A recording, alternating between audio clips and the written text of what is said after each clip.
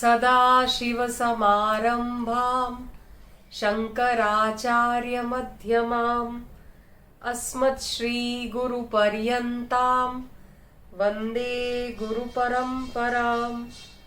गुरुब्रह्मा गुरुविष्णु गुरुर्देवो महेश्वरः गुरुः साक्षात् परब्रह्मा तस्मै श्री गुरवे नमः। तस्मै श्री गुरवे नमः।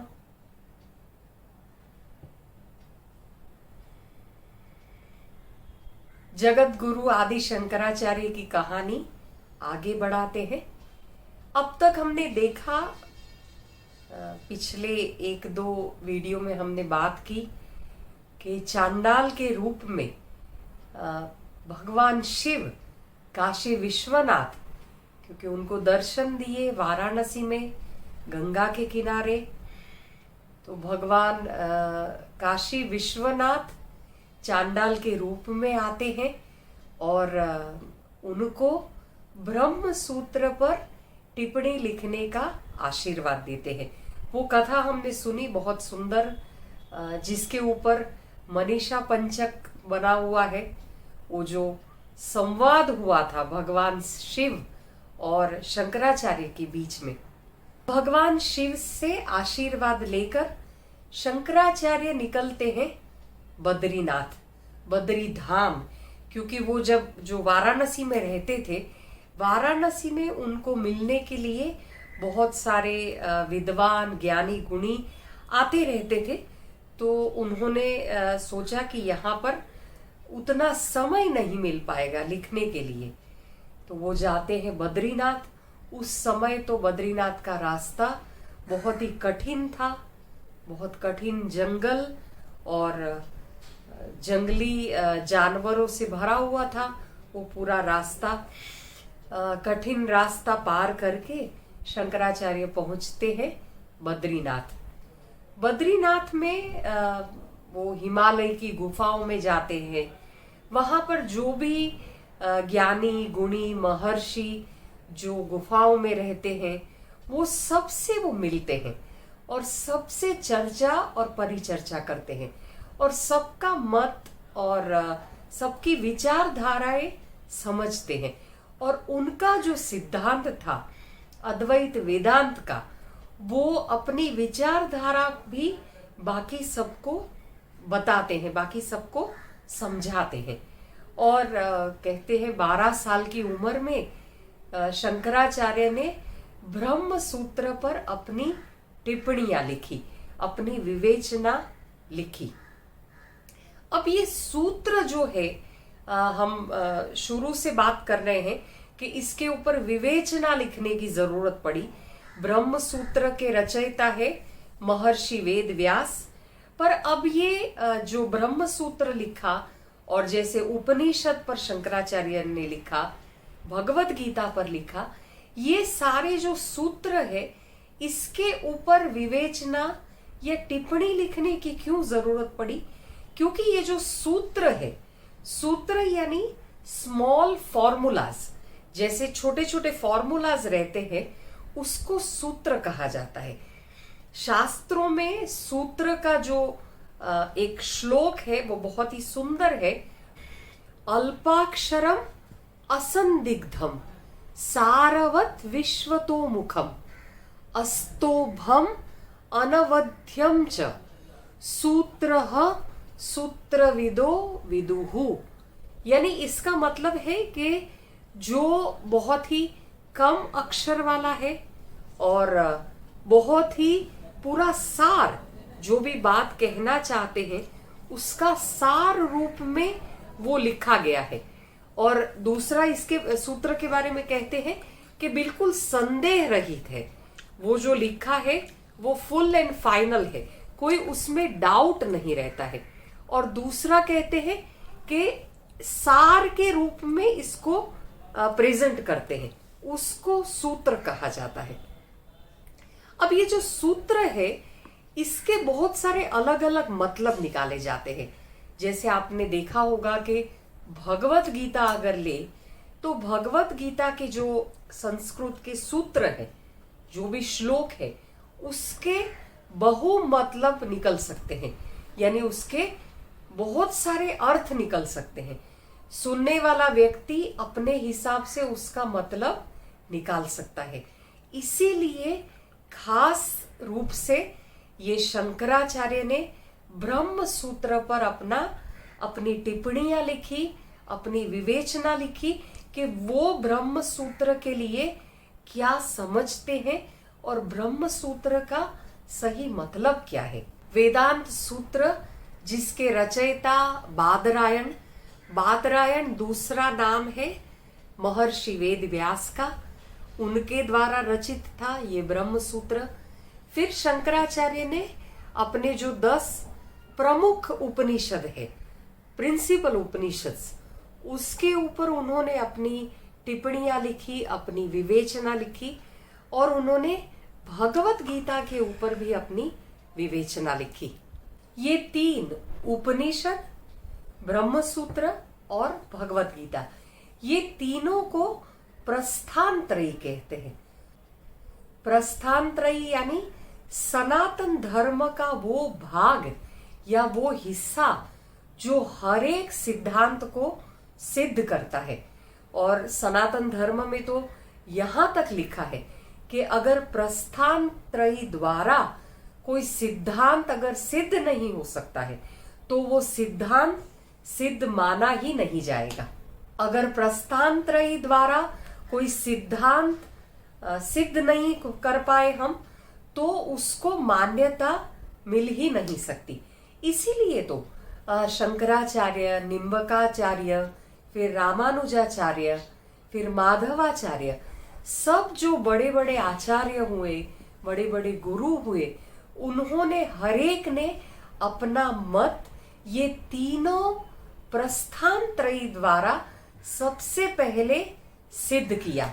और कहते हैं कि अगर किसी भी गुरु को या किसी भी आचार्य को अपना मत या अपनी विचारधारा अगर प्रस्तुत करनी है तो उनको सबसे पहले ये 3 प्रस्थानत्रयी से गुजरना पड़ेगा।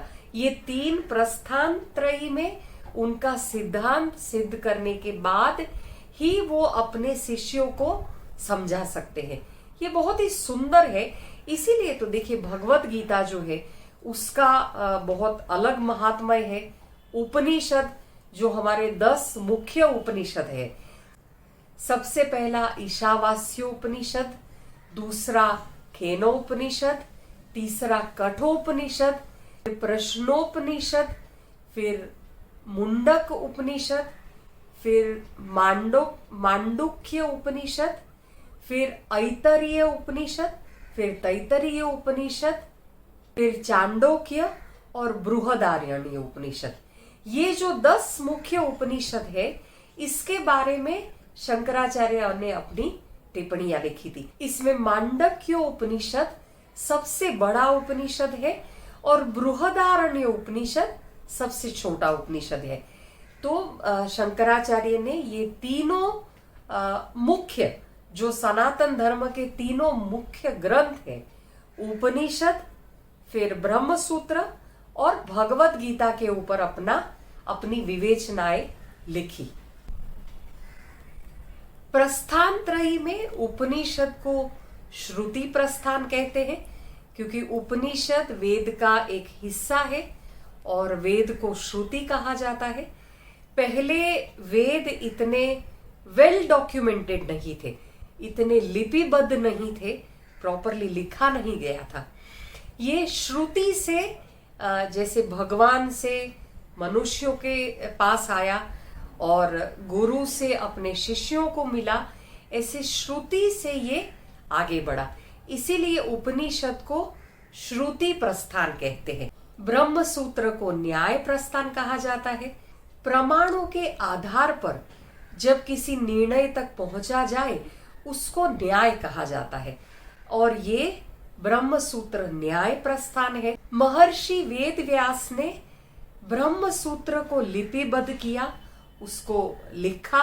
ब्रह्म सूत्र में महर्षि वेद व्यास ने उपनिषद को तर्क और प्रमाण से सिद्ध किया। तर्क और प्रमाण से उसके सारे जो सिद्धांत है उसको सिद्ध किए। इसीलिए इसको न्याय प्रस्थान कहा जाता है, क्योंकि सारे सिद्धांतों के द्वारा ये न्याय प्रदान करता है।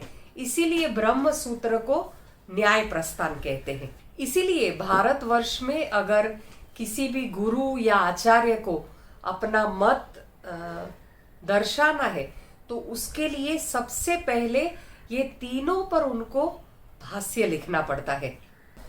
भगवत गीता तीसरा प्रस्थान है, जिसको स्मृति प्रस्थान कहा जाता है। भगवत गीता के महात्म्य में तो यहाँ तक लिखा है कि उपनिषद गौ है और उसका जो दूध है वो भगवत गीता है। ये लिखने का तात्पर्य ये है कि जो सारे सिद्धांत उपनिषद में दर्शाए हुए हैं, जो भी आध्यात्मिक क्रियाएं या आध्यात्मिक सिद्धांत उपनिषद में लिखे हुए हैं, वो सारे सिद्धांतों को गीता सिद्ध करती है। उपनिषद की अनेक विद्याएं गीता में है। उपनिषद के हर एक सिद्धांत भी गीता में है।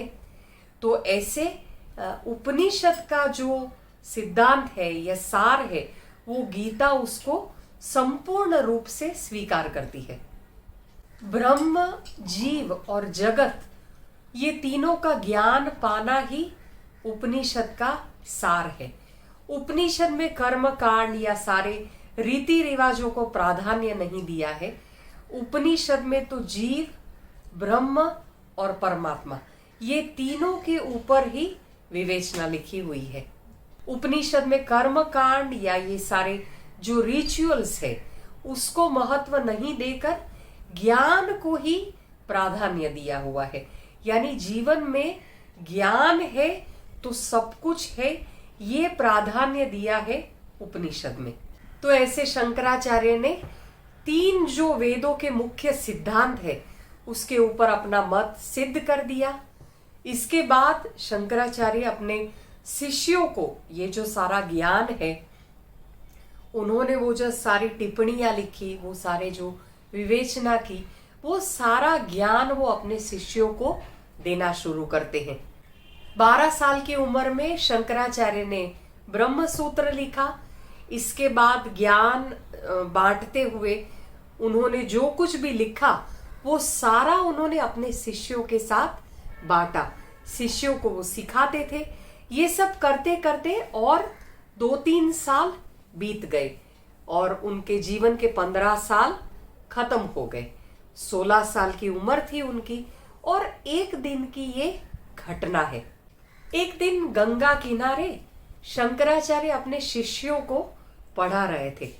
पढ़ाते पढ़ाते शिक्षा देते देते समय काफी बीत चुका था और थोड़ा सा उनको भी रेस्ट चाहिए था, थोड़ा सा विश्राम करने के लिए जैसे ही सब खड़े होते हैं, शंकराचार्य जैसे ही अपनी जगह से खड़े होने वाले हैं, उसी समय वहां पर एक बुजुर्ग ब्राह्मण आता है, एक वृद्ध ब्राह्मण आता है और ब्राह्मण आकर शंकराचार्य को पूछता है कि आप कौन है और आप ये सब क्या सिखा रहे हैं। तो ये सारी बातें सुनकर, जैसे ब्राह्मण ने शंकराचार्य को पूछा, तो उनके शिष्य जो थे, जो ये सारा बात सुन रहे थे, उनको थोड़ा सा गुस्सा आया कि हमारे आचार्य हमें ये सब ज्ञान दे रहे हैं और ये ब्राह्मण कौन है जो हमारे गुरु को प्रश्न कर रहा है, हमारे गुरु को पूछ रहा है कि तुम कौन हो। तब शंकराचार्य के शिष्य बताते हैं कि ये महान आचार्य शंकराचार्य है, जिन्होंने अपना मत उपनिषद, ब्रह्म सूत्र और भगवत गीता के ऊपर सिद्ध किया है। ऐसे ये सिद्ध हमारे गुरु है, हमारे आचार्य है। और बताया कि वे हमें ब्रह्म सूत्र के ऊपर विवेचना दे रहे हैं, ब्रह्म सूत्र के ऊपर हमें ज्ञान दे रहे हैं। तब कहते हैं शंकराचार्य पूरी विनम्रता के साथ उस ब्राह्मण को प्रणाम करके बताते हैं कि मैं कोई महान ज्ञानी नहीं हूँ। जो भी मेरे गुरुवर्य ने, जो भी गुरुजनों ने पहले सारे सूत्र जो लिखे हुए हैं, हाँ, मैंने उसके ऊपर मेरा मत और मेरी विचारधारा जरूर प्रस्तुत की है। मैंने मेरी जो सोच है उसको मैंने लिखा है, मैंने उसके ऊपर टिप्पणियां लिखी है। अगर आपको भी कोई प्रश्न है तो आप पूछ सकते हैं, ऐसा वो वृद्ध ब्राह्मण को बताते हैं। शंकराचार्य कहते हैं कि आपको अगर कुछ पूछना है तो आप पूछिए, मैं मेरे ज्ञान की जो सर्वश्रेष्ठ समझ है उस हिसाब से मैं आपको जवाब दूंगा, उस हिसाब से मैं आपके प्रश्न का उत्तर दे दूंगा। तब ब्राह्मण कहते हैं कि हाँ, मुझे आपको प्रश्न पूछना है, और ऐसा कह के वो शंकराचार्य के सामने बैठ जाते हैं और ब्रह्म सूत्र में से एक सूत्र बोलकर उसका मतलब समझाने के लिए शंकराचार्य को कहते हैं। तब शंकराचार्य ने उस सूत्र का अर्थ समझाया।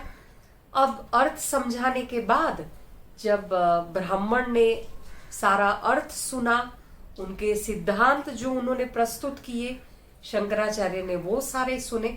उसके बाद ब्राह्मण वो जो सूत्र का अर्थ उन्होंने दिया उसके ऊपर तर्क करना शुरू करते हैं।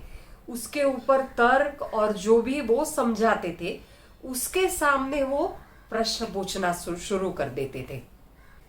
शंकराचार्य जो भी बताते थे उसको वो नकार देते थे और नकार कर उनके सामने दूसरा प्रश्न पूछते थे। अब ये सब चर्चा इतनी बढ़ गई, ये सब वाद विवाद चलता रहा।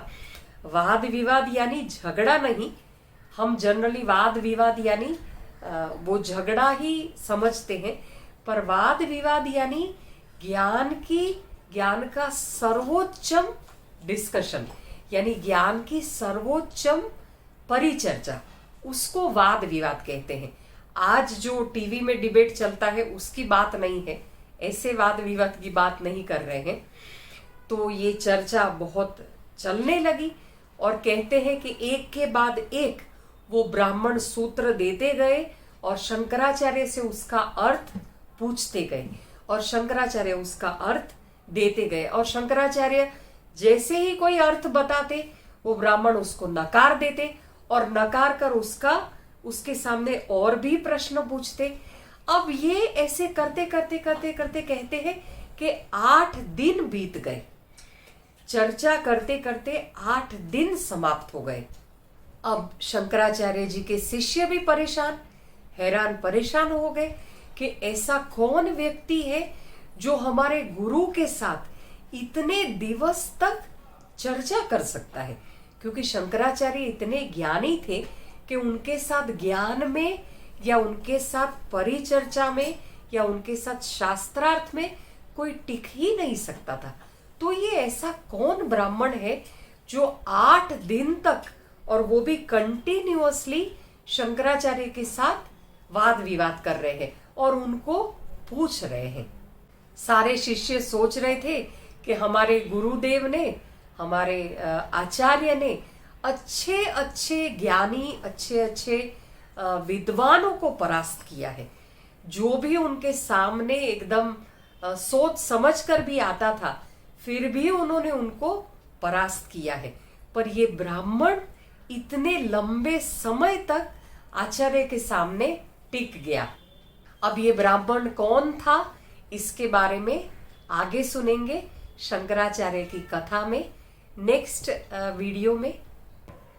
आप जरूर ये पूरी शंकराचार्य की कहानी सुनना, क्योंकि देखिए शंकराचार्य जी के बारे में हमने सुना बहुत होगा, पर उनकी जीवनी और उनके जीवन की जो एक एक घटनाएं हैं, वो एक एक घटनाएं सही में हमारे जीवन में एक नया शिफ्ट लाती है। तो आप जरूर ये सारे वीडियोस, मैंने डिस्क्रिप्शन बॉक्स में पहले के सारे वीडियो भी डाले हुए हैं, तो आप जरूर सारी लिंक से वो सारे वीडियो देखना और मेरी चैनल को जरूर सब्सक्राइब करना, ताकि शंकराचार्य के, और मैंने बहुत सारे ऐसे अलग अलग वीडियोस डाले हुए हैं, तो आप जरूर मेरी चैनल को सब्सक्राइब करना, लाइक करना, शेयर करना और कमेंट जरूर करना।